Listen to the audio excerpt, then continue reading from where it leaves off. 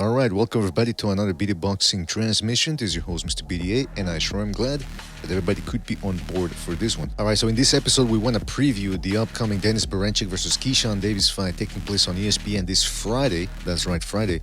And again, it pits Berinchyk, 36 years old, stands at 5 feet 7 inches tall, with a record of 19 wins, 0 losses, 9 knockouts. He holds the WBO lightweight championship against Keyshawn Davis, 25 years old, stands at 5 feet 9 inches tall.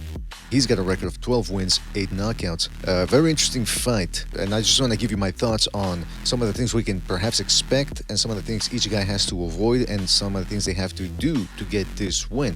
Now, Berinchyk, coming off that win over Navarrete, very good win, sent Navarrete packing back to 130 pounds, and it was a kind of an uneventful fight, kind of sloppy. It pitted Berincyk's feints versus Navarrete's feints. Both guys went unorthodox move for unorthodox move. It's like I said, sloppy fight, but I do think Berinchyk sort of edged it just a tiny little bit, just a little bit.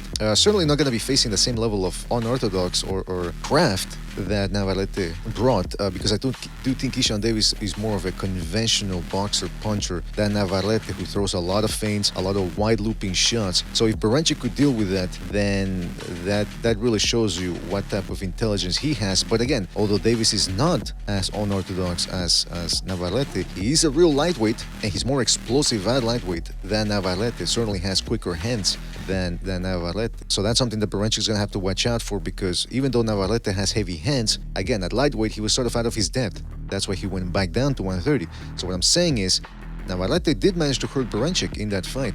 And I would venture to say that Davis, via his explosiveness, his counterpunching, could potentially catch Berinchyk with a shot he doesn't see coming, and then the follow-up barrage ends the fight. So Berinchyk has to be very mindful of that. One thing he can watch out for, and perhaps exploit, is that Keyshawn Davis has a go-to move, which is to lean towards his left a little bit, bait his opponent to throw a jab, and then Davis will try to counter with a right hand. Danger there for Berinchyk, because he did get caught a little bit like that against Navarrete, who's not really a counterpuncher, and yet he was, and again, slow. Although, he, like I say, he's got good timing, good technique, but he was able to catch Berinchyk with some of that. So if I'm thinking, well, if Navarrete managed to do that, Davis will probably get that punch in there at one point. So let's see if Berinchyk can take it. It will be interesting to see how powerful Davis is, though, because we're all gushing and raving about that stoppage win over Gustavo Lemos, but was that a Styles make fights type of thing where he was fighting a very unhinged character wide open, and Davis's quick hands managed to get the job done for him? Don't expect Berinchyk to jump in there the same way Lemos did. In fact, Berinchyk is a very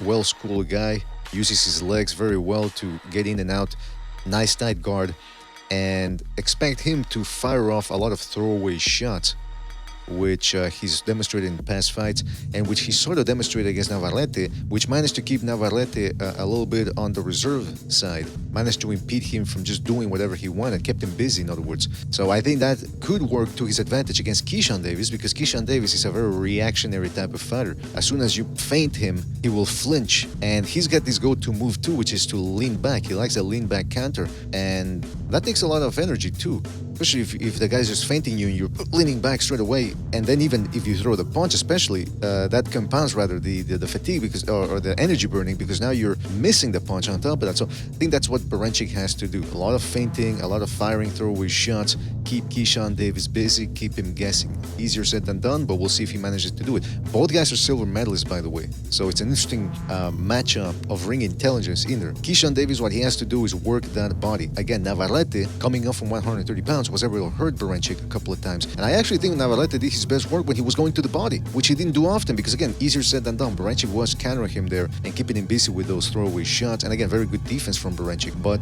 Keyshawn Davis is younger than Navarrete, he's bigger, stronger, so I would expect him to be able to do things that Navarrete couldn't do. And again, Navarrete was firing feints and a lot more unorthodox than Keyshawn Davis is, so whereas Davis likes those things from Navarrete, he also can make up for it with his speed and his physicality. So I would suggest that he really sell out a little bit and go to the body. Yeah, Berinchyk gonna catch you, he's gonna probably counter you. You gotta be able to take those shots and go for it. And also that would help him with his marketability. Not only can he knock out guys out that are coming to him, but that he can also chase guys and break him down. Because let me tell you, with that Berinchyk-Navarrete fight, that was a very difficult fight to score, so it was a difficult fight for Berinchyk. But equally, Keyshawn Davis didn't look all that hot against Albright back in 2023. Now, on paper, that fight technically never happened. It was ruled a no contest, but it was a very difficult fight for Keyshawn Davis. He never seemed comfortable going punch for punch against a guy who was almost as athletic as he was, equally good reflexes, and he missed a lot. Wasn't really willing to go for it, or didn't seem to know how to chase a guy like Albright down. And then on top of that, he got hurt against Albright. And Berinchyk got some good counterpunching. I mean, there were sequences in the Navarrete fight where he would actually catch Navarrete with some good shots. So, guys, what do you think? Who do you think wins this fight? Very interesting matchup of styles. This is supposed to be Keyshawn Davis's coming out party. Will it be a disaster, however? Will Berinchyk crash that party just like he crashed Navarrete's 135-pound venture? We'll talk more about this on our main channel during the usual podcast, weekly podcast. But guys, let us know what you think about this fight. Who's going to win? Don't forget to subscribe. Don't forget to check out our Patreon page for free. We got free videos over there. Go check it out. And thanks for watching.